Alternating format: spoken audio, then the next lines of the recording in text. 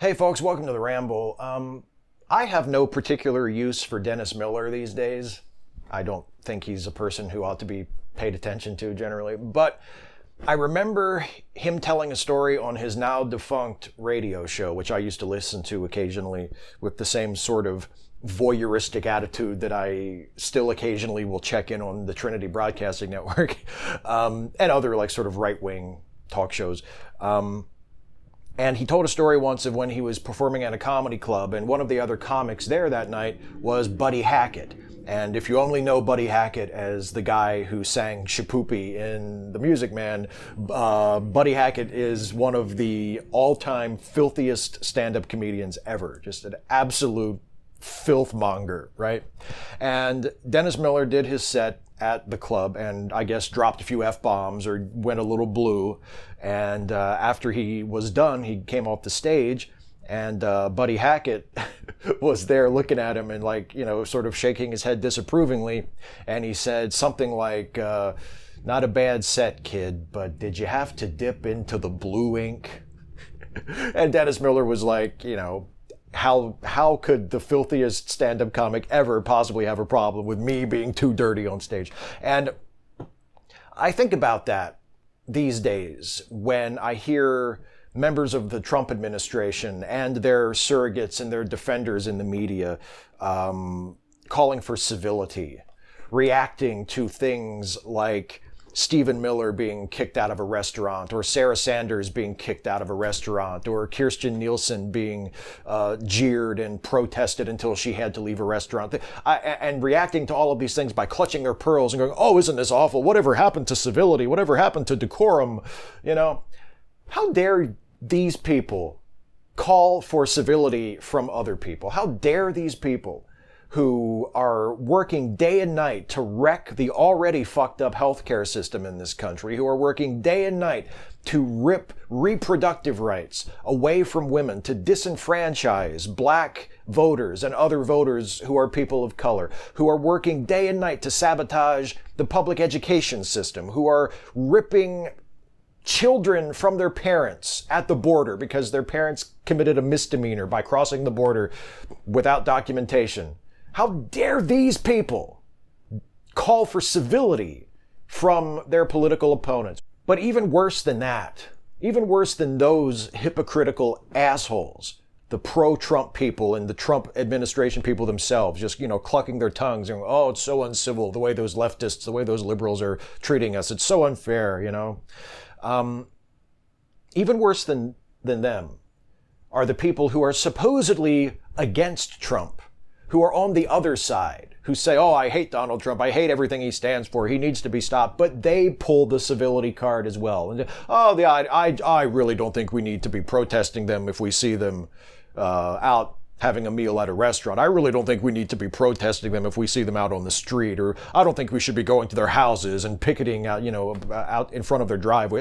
That's just, oh, no, come on. We should be civil. We should be civil, right? What the fuck are you people thinking?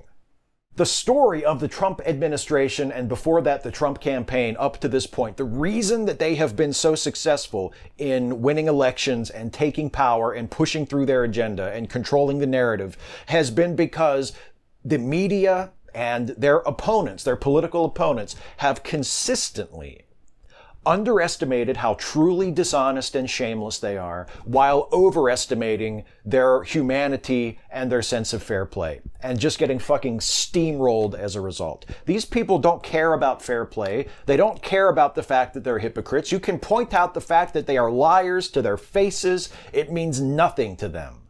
They have no shame. They have no sense of honor. They have no sense of fair play. They are not acting in good faith. They don't care. You can show them evidence right in front of their faces that they're lying, that they're deceitful, that they're corrupt. It will not make a damn bit of difference. I get the appeal of the calls to civility. With all due respect to Michelle Obama, who I dearly miss as First Lady, I get the appeal of when they go low, we go high, but that's not working. It didn't work during the election.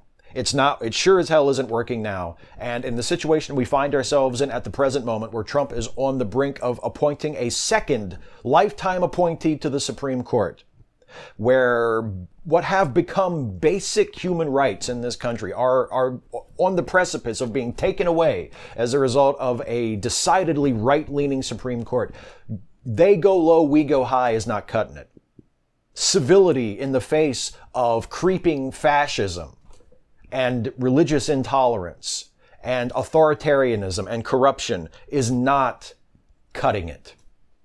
I understand the nobility of turn the other cheek. I really do. You get slapped in one side, you turn the other side. It's a powerful statement. It's a powerful gesture. It says to the other person, you can't hurt me like that. Go ahead, slap me again. I'm strong enough to take your slap without slapping back.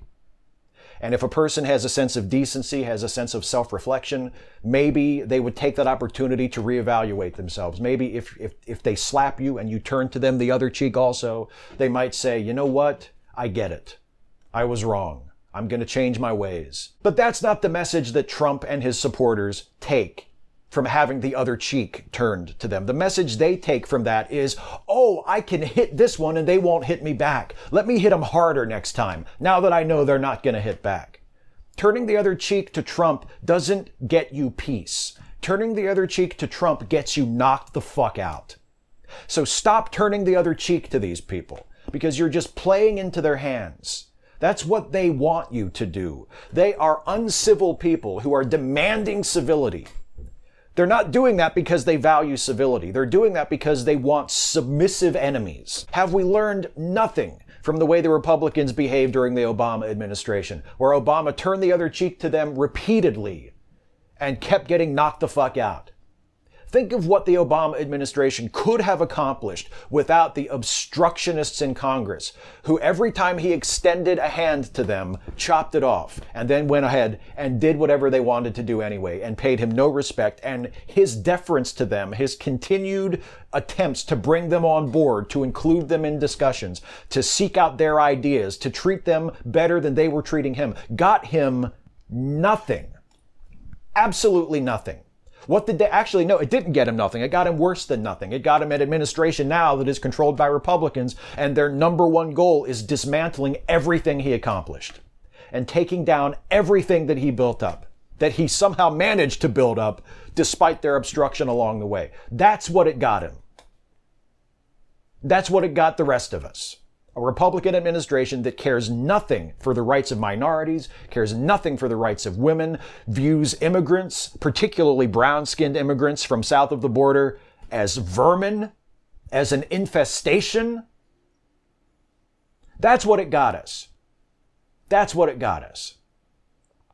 And isn't it interesting that even when they pretend to be civil, when they pretend to call for decorum, they can't help but show their hand a little bit. They can't help but tip their cards just that much. The shooting last week at the newspaper in Annapolis, which came after years of vilifying of the press by this administration and before that by the Trump campaign, talking about journalists in this country as enemies of the people, as dishonest actors, fake news, bad press, disloyal media. And finally somebody goes into a newspaper with a gun, kills 5 people.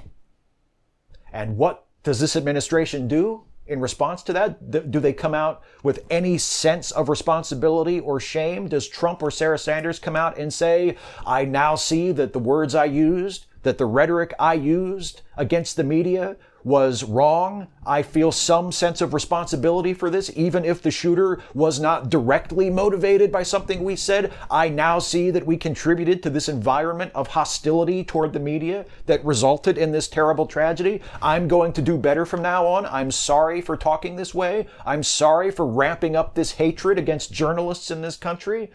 I'm going to do better. Anything like that? Any semblance of guilt or responsibility? No. They pretended like the last 2 or 3 years never happened, like they haven't been vilifying the press from day one of their campaign.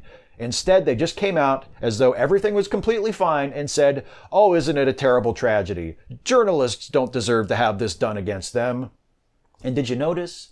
They said, Journalists have a right to do the very important work of reporting on their communities without being threatened with violence.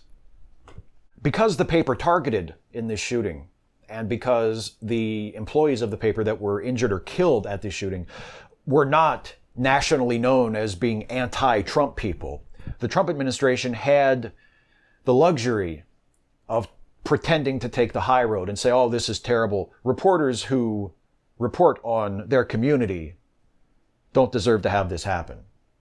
They can pretend that, oh, these were innocent journalists, these folks. What if the shooting had been at the Washington Post? What if the shooter had walked into the Washington Post? What if one of the people injured or killed had been David Fahrenthold? What if the shooter had walked into the offices of CNN? What if one of the people killed had been Jim Acosta? What would Trump have said then? What would Sarah Sanders have said then? If the shooter had targeted a person who was known for tough reporting against Trump? If the victim had been one of the people that Trump has repeatedly, specifically vilified? What would he have said then? Because that easily could have happened. What would he have said then? I'll tell you what he would have said then. He would have said exactly the same thing that he said in reality. He would have pretended that he had no connection to it. He would have pretended that he had contributed nothing to the environment that allowed it to happen. He would have said, what a terrible tragedy. What a terrible tragedy. Our thoughts and prayers are with the victims and their families. And this kind of thing should never happen in this country. That's what he would have said. That's what he would have said. Because he has no shame. And he knows that his supporters don't give a shit. Turning the other cheek to these people is suicide. Turning the other cheek to these people is the same as surrendering. And I'm not saying we should get violent. I'm not saying that at all.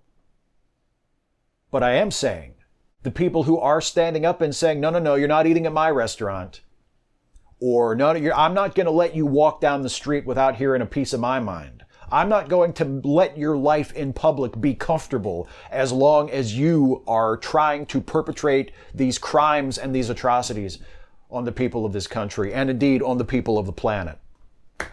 I'm not going to just roll over and sit down and be quiet while you're doing this as long as you're in power. I'm going to let you hear about it. I'm going to make your life uncomfortable. Those people are doing the right thing. And here's the thing, you can do both, because there are people who say, oh no, just vote, or just, call your representatives and go through proper channels. Do that too. Believe me. Call and write your senators and your members of Congress. Go out and vote. If your state hasn't had a primary yet, vote on primary day. And for God's sake, show up in November and vote for the general election and vote against Republicans. Vote for Democrats. Vote for progressive candidates. Vote for a Congress that will do whatever it can to stop Trump, to hold back his agenda. If you can find enough Democrats with the fucking guts to do that, do that. Go and turn up and vote. It is absolutely vital. It is so important that you do that. But let them know. Impose social consequences on them. Let them know that they can't just go on with their lives while they are threatening and ruining the lives of millions of other people, of the most vulnerable members of our society. Let them know that they cannot just walk in and impose authoritarian, racist, sexist, fascist policies in this country without hearing about it from the common people. Don't give them that.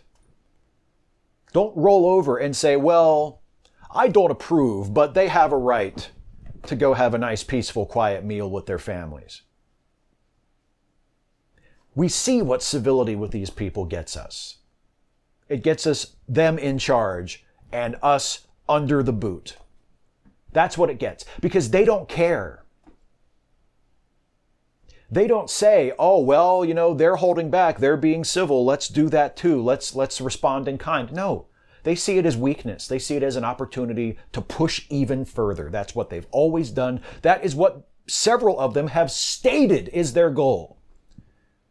Take advantage of perceived weakness, exploit civility, exploit any modicum of deference and respect they are shown, and take as much as you give them. So stop giving them shit. Don't give them anything. This is why I've said before, every single Democrat in Congress should vote against every single thing that Trump supports. Make them fight for every inch. You can't stop them. Eventually, as long as they control both houses of Congress and the White House, they will find a way to get what they want. You can't stop them altogether with everything, but you can make them fucking fight for it. And God damn it, that's what they should be doing.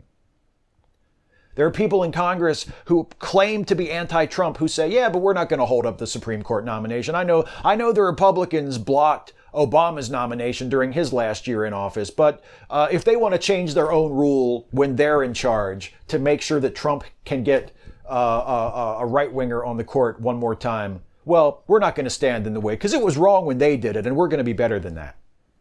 All that gets you is knocked the fuck out.